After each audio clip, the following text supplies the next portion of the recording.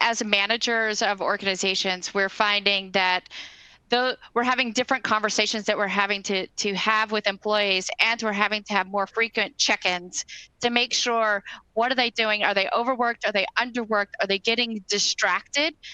We've had to do some coaching sessions to help some employees figure out how to manage home life and work life and not allow work life to kind of bleed into the home and vice versa. Maybe Mhm. educating and coaching around, don't work at the kitchen table, go carve out a space where you can close the door, even if it's in a bedroom, close the door, make sure that your work is focused. We're having a lot more conversations around the dynamics between home life and work life, dogs barking, cats going on, kids coming in the background. So we're having to work through those, and they were originally, when COVID first started, very uncomfortable.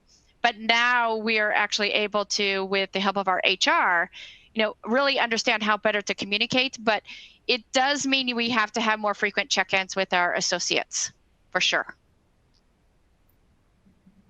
Yep, and I would agree. More frequent check-ins. I think for us, we realize that when an employee or team member has a dedicated carved out space in their home to work, they perform a lot higher, and they're a lot happier. So we had employees in the beginning that were working from the couch, and it was just kind of all over the place, their performance. But once we got them a desk, or they, even if it's a very small desk or space that's specifically carved out for their work, it really, really helps. What I would say to managers is, most of your team members want to do their job well. They want to meet the deadline. And so I would say more frequent check-ins and working with them to understand when and how they're going to be most productive, and help them find a way to reach that deadline. Instead of, some of them don't even realize that that conversation is on the table to be had.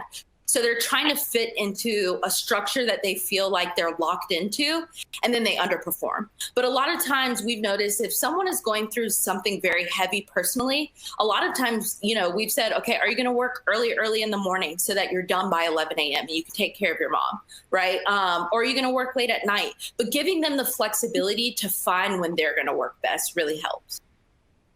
Yeah, and Right. I think one of the things that we need to also encourage is to set a boundary with the family members to say, hey, between this time and this time is dedicated me time for my work.